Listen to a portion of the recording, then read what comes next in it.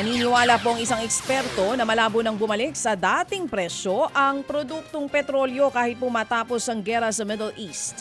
Ayon kay Professor Aris Arugay, wala halos pinagkaiba sa COVID-19 pandemic ang epekto ng gera sa ating ekonomiya. Huwag na raw asahan na babalik pa sa 60 pesos kada litro ang presyo ng krudo dahil malabo na po itong mangyari. Lalo't maraming bansa sa Middle East ang nadamay din sa gera. Kung hindi daw agad magkakasundo ang Amerika at Iran, posibleng tamaan ng worst case scenario ang Pilipinas kung saan posibleng masimot ang supply natin ng langis at magresulta nga sa matinding inflation o pagsipa ng presyo ng mga serbisyo at bilihin. Yung impact ng Russia-Ukraine war sa atin, naalala nyo yun, no? Noong 2022, food inflation yun eh. So, ito matindi pa kasi if oil prices will increase, damay lahat eh. Kasi we almost import everything. And therefore, lahat ng mga ini-import natin, kailangan nyo ng langis to transport. Second is that ma-prevent yung mga kababayan natin from being able to go to the Middle East and work. So therefore, yung vulnerability natin, multiple eh. And therefore, I think the government needs to present concrete plans. Yan nga po ang tinig mga kapatid ni Professor Aris Arugay. Binanata naman ni Akbayan Party List Congressman Percy Sendanya ang pagpetisyon ni Vice President Sara Duterte na ipahinto sa Supreme Court ang impeachment proceedings sa Kamara.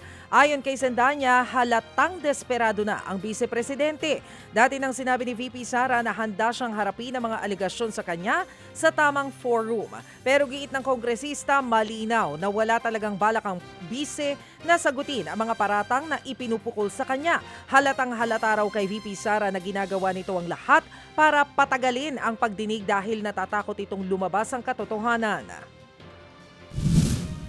Ang Vice President nagipit sa Supreme Court talaga kumakapit. Confirmed, wala talaga siyang balak harapin itong kaso. Desperado na sila, natatakot na lumabas ang ebidensya, natatakot na lumabas ang katotohanan. Kasi alam ni VP Sara, paglabas ng ebidensya, wala na siyang takas. Yan po ang tinig ni Akbayan Party List Congressman Percy Sendanya.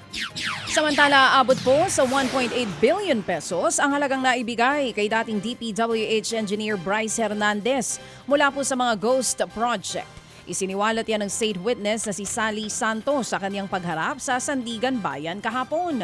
Sumalang bilang state witness si Santos sa pagdinig sa kasong malversation laban kina Hernandez, dating Senador Bong Revilla, JP Mendoza at iba pa dahil pa rin po sa ghost flood control project sa Pandi sa Bulacan.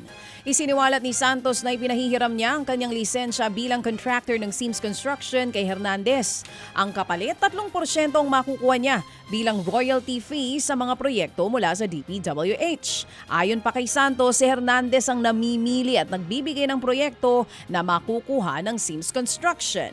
Tinanong din si Santos kung may direkta ba siyang transaksyon kay Revilla. Ang tugon niya, wala daw dahil si Hernandez ang lagi niyang nakakausap sa mga proyekto. Gituloy ng kampo ni Revilla, wala pa rin ebidensyang direktang nag-uugnay sa dating senador sa nasabing ghost projects. Mga kapatid, para sa iba pang mga balita at impormasyon, sundan niyo po kami sa X, Instagram, Facebook at syempre sa TikTok, True Network PH. Mag-subscribe din po kayo sa aming YouTube channel, True Network. May website din po tayo, truenetwork.ph. At pwede nyo rin po kaming mapanood sa Channel 19 ng aming True FM TV. Lagi pa rin makinig sa radyo dito po sa 105.9 True FM dahil dito, laging true sa'yo, kapatid. Ito tayo sa totoo, tunay at tapat.